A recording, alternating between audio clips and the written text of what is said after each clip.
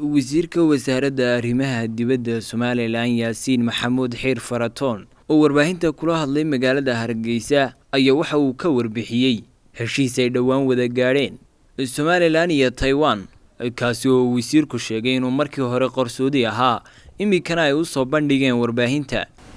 sida aad la wada socoteen labadii maalmood u dambeeyay warbaahinta waxa xoog u haystay baahin uu sameeyay wasiirka arrimaha dibadda ee dalka Taiwan warbaahintaas waxay sheegaysay in Somaliland jamhuuriyadda Somaliland iyo jamhuuriyadda Shiinaha ee Taiwan ay xiriir wada yeesheen iyo heshiis diblomaasiyadeed oo labadooda dhex maray waxaanu rabnay markaa inaanu arinta aanu xaqiijino oo annaguna dhinaca Somaliland wixii aanu xog aanu ka hayno aanu bixino caalamka u baahinayo qarankaba heshiiskaas sida loo sheegay buu u jiraa muddo badan uu soo socday oo muddo imika sanad iyo dheeraada ayuu isa soo tarayay oo soo xoogaysanayay ka horna waxbaa jiray xogaa iskaashiya bisha February wixii ka horeeyay sanadkii hore 2019 wixii ka horeeyay heshiisku wuxuu ku koobnaa adeegyo iyo deeqo ay inoo fidiyeen Taiwan ay inoo fidin jirtay oo waxbarasho iyo caafimaad u badnaa waxaana ka wada xiriiri jiray oo ka wada socday inta badan labada xafiis wakiilo ee aynu ku leenahay dalka Ingiriiska magaalada London xafiisyada inooga firaa ayaa arrimaha ka wada xiriiri jiray dabeedna soo gudbin jiray marka deeqaha iyo adeegyadaas sidaas ay ku jireen bisha wixii ka dambeeyay hawsha waxa la wareegay labada xafiis labada dal ay ku kala leeyihiin ay ku leeyihiin dalka Koonfurta Afrika labadaas ka wada xiriiray marka uu xoogaystay waxa inooga yimi marka wafdi ayaa inooga yimi Taiwan halkan ay inoogu yimaadeen si wanaagsan baa la isku afkartay waxaana lagu heshiiyay in arinta la sii xoojiyo booqashooyinka iyo wada xiriirka iyo iskaashiga la sii kordhiyo sida daraadeed waxa bishii January ee sanadkan bilowgiisii dalka waxa tagay wafdi reer Somaliland ah jamhuuriyadda Somaliland ka tagay oo hogaaminaya wasiir ku-xigeenka wasaaradda arrimaha dibadda oo dhowr wasaaradood ay ku jiraan waxbarashada beeraha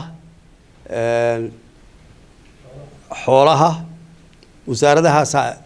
wafdi ka socda oo wasiirku hogaaminayo wasaaradda arrimaha dibadda ayaa tagay si wanaagsan baa halka haddana la isku afkartay laguna heshiiyay in iskaashigii iyo wada xiriirkii iyo heshiisku si weynaado bishii ku xigtay February ayaa aniga iyo xubin wasaaradda kamid ah aanu tagnay halkaas aanu ku soo xidhnay oo ku soo gabagaboobay heshiiskii muddada soo dhismayay ee muddada soo xoogaysanayay halka ayaanu ku kala saxeexnay heshiis ballaaran oo dhinacyo badan taabanaya heshiiskaas wuxuu sheegayaa in la iska kaashado dhinacyo badan oo siyaasadda dhaqaalaha wax soo saarka beeraha caafimaadka waxbarashada iyo in badan oo kale oo furan in la iska kaashado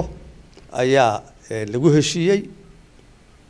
waxa lagu heshiiyay in labada wadan mid walba dalka kale uu ka furto xafiis anagu Somaliland haddaanu nahay isla markaa aanu joognay ayaanu xafiiskii maxay to wakiilka jamhuuriyadda Somaliland aanu soo kareynay oo aanu soo kareynay iyaguna saddexdii bilood u dambeeyayba way joogeen oo halka kana wafdi u joogay oo ay xafiiskii na astaysteen isla maranta ay diyaarsadeen oo ka shaqeynayeen iminku bayna hawlahoodii dhameysteen midaanu ku tala galnay buu ahaa inaan aad loo maqal oo loo baahin midaanu heshiis ku nahay buu ahaa si qolo walba inta laga diyaar garoobayo ee xafiisyadu ay ka diyaar garoobayaan la furayo xafiisyada iskaashigu weynaanayo in aanan baahin bidaanu heshiisku ahayn buu ahaa waxaan inta idin raacinayaa heshiiskaasu waa mid labada dal danahooda ku kooban labada dal danahooda ayuu ku kooban yahay cid kale oo uu duulimaad ku yahay ama waxyeelayo ama maxay tahay loogu talagalay in wax lagu yeelayo ma jirto iyaguna danahooda cid kale oo ay u daba fadhiyaan iyo cid kale oo ay uga haybadaysanayaan ma jirto heshiis bayna ku yihiin in ay sidaa danahooda uu kaga wada wax isku dhaafsadaan oo isku kaashadaan guud ahaan heshiisku intaasuu kooban yahay waxaanu ugu talagalay warbaahintan inaad baahisaan oo aad gaarsiisaan caalamka ujeedada heshiiska kan iyo in heshiiskaas aanu xaqiijino sidaa ay tahay waanu sheegtay axmed maxamuud dool dalsan TV hargeysa